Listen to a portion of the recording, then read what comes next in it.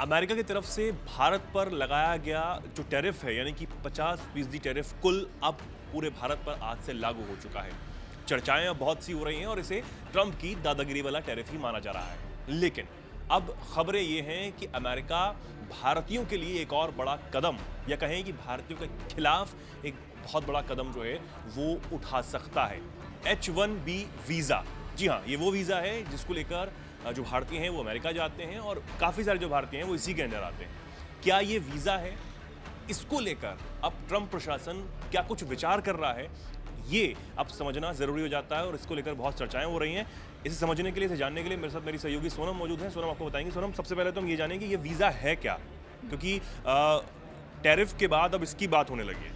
तो बिल्कुल अभी जो ट्रम्प ने टैरिफ लगाया है इंडिया पर और वो लगातार इंडिया पर दबाव बना रहा है, लेकिन वहीं चीन के लिए उसकी दरियादिली जो है वो ख़त्म नहीं हो रही है। तो हम अगर चीन की बात करें तो उसने अभी हाल ही में 6 लाख चीनी छात्रों के लिए अपने दरवाजे खोले हैं और ये वही ट्रम्प हैं जो ओवल ऑफिस से उन्होंने पत्रकारों से कहा कि हम उनके छात्रों को आने देंगे, ये बहुत ज़रूरी है जो 6 लाख छात्र हैं।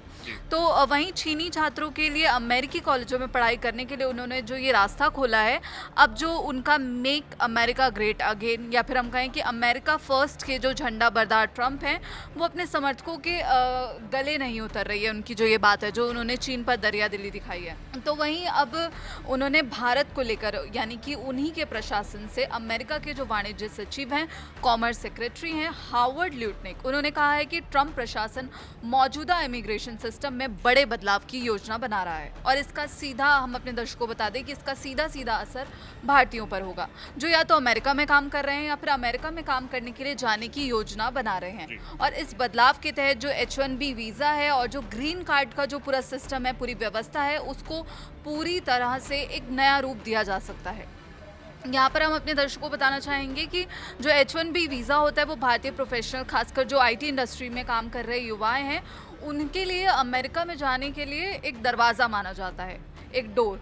ये बदलाव अब भारतीय कर्मचारियों और छात्रों को खास तौर पर प्रभावित कर सकता है और H-1B वीज़ा का 70% हिस्सा भारतीय छात्र ही हैं। तो अमेरिकी वित्त मंत्री हावर्ड लुटनिक ने H-1B वीज़ा को एक घोटाला बताया, एक सबसे बड़ा स्कैम। उन्होंने कहा कि अब अमेरिकी नौकरियों को अमेरिकी नागरिकों के लिए ही प्राथमिकता जाएगी। फॉक्स न्यूज़ को इंटरव्यू के दौरान उन्होंने ये सब बातें कही। उन्होंने कहा कि ये सिस्टम एक घोटाला है जो विदेशी कर्मचारियों को अमेरिकी नौकरियों के अवसरों को भरने का मौका देती है। चाहिए इसके अलावा लुटनिक ने साफ किया कि जो मौजूदा लॉटरी सिस्टम है उसको ख़त्म कर एक वेज बेस्ड सिस्टम लागू किया जाएगा ताकि जो ज़्यादा सैलरी वाले प्रोफेशनल्स हैं उनको प्राथमिकता दी जा सके। उन्होंने आगे कहा कि जो हम ग्रीन कार्ड देते हैं, औसत अमेरिकी सालाना $75,000 कमाता है और औसत ग्रीन कार्ड प्राप्तकर्ता जो है वो $66,000 कमाता है। हम ऐसा क्यों कर रहे हैं? ये निचले स्तर को चुनने जैसा है। और उन्होंने यहाँ पर डोनाल्ड ट्रंप की जो गोल्ड कार्ड की योजना है उसका भी जिक्र किया। उन्होंने कहा कि जो सिर्फ धनी विदेशियों को ही अमेरिका में निवास दिया जाएगा, यानी कि गोल्ड कार्ड मतलब खरीद लेना, नागरिकता खरीद लेना। बिल्कुल। प्रशासन की तरफ से उसको दीजिए और आपको वीज़ा जो है वो मिल जाएगा। बिल्कुल बिल्कुल, जिसका यही मतलब है कि जो मिडिल क्लास लोग हैं, भारतीय प्रोफेशनल्स हैं, वो अमेरिका में काम करने, हाँ बिल्कुल, बसने के उनके अवसर कम हो जाएंगे। और गोल्ड कार्ड के बारे में उन्होंने दावा करते हुए ये भी कहा कि इस कार्यक्रम में लोगों की गहरी दिलचस्पी है और काफ़ी लोग इसकी कतार में हैं जो संभावित रूप से $1.25 ट्रिलियन का राजस्व उत्पन्न करेंगे। तो यहीं पर हम बता दें कि डोनाल्ड ट्रंप ने खुद जनवरी 2025 में H-1B वीज़ा की वकालत करते हुए कह चुके थे कि अमेरिका को काबिल और टैलेंटेड लोगों की ज़रूरत है। लेकिन अब उन्हीं के प्रशासन के जो कॉमर्स सेक्रेटरी हैं वो ऐसा बयान दे रहे हैं। तो इस पर भी सवाल उठते हैं कि आखिर ट्रंप जो है भारत पर ही लगातार दबाव क्यों बना रहे हैं और दूसरी जगह वो चीन पर दरियादिली दिखा रहे हैं। चीन को 90 दिन का लगातार, हाँ, ना सिर्फ चीन पर बल्कि उनके जो बहुत अच्छे मित्र आजकल निकलते हुए नजर आ रहे हैं, बांग्लादेश और पाकिस्तान भी, कि उन पर टैरिफ नहीं लगाया जा रहा है।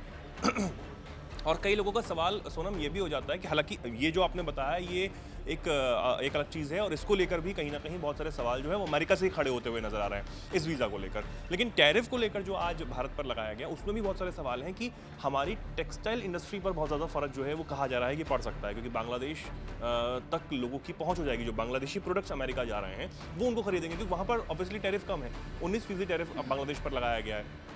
हम पर 50% टैरिफ है, तो जो अमेरिकन लोग हैं, अमेरिकन जो नागरिक हैं, वो भारतीय प्रोडक्ट से कहीं ना कहीं दूरी बनाना शुरू कर देंगे और जो सस्ते प्रोडक्ट उनको मिलेंगे वो उनकी तरफ ऑब्वियसली वहाँ पर खिंचे चले जाएंगे। तो ये एक बहुत बड़ा नुकसान यहाँ पर नजर आ रहा है। लेकिन ये जो H1B वीज़ा है, इसको लेकर भी बहुत सारे सवाल हैं। हालांकि देखना होगा कि ट्रंप की जो चीज़ें हैं वो भारत पर इस तरह कब तक रहने वाली हैं, जो टेढ़ी नजरें हैं वो कब तक रहने वाली हैं, और भारत इसका हल निकालने की कोशिश तो कर रहा है, ये तो साफ है, लेकिन क्या हल वो वैसा निकाल पाएगा जो भारतीयों के लिए बहुत ज़्यादा ज़रूरी है, और कब तक हो पाएगा, ये एक बहुत बड़ा सवाल है। फिलहाल सोनम, आपका बहुत बहुत शुक्रिया हमारे साथ जुड़ने के लिए। आप इस पर क्या कुछ सोचते हैं, क्या कुछ कहना चाहते हैं, कमेंट सेक्शन में अपनी राय जरूर रखें और ऐसे ही जुड़े रहें, देखते रहें दैनिक जागरण। नमस्कार।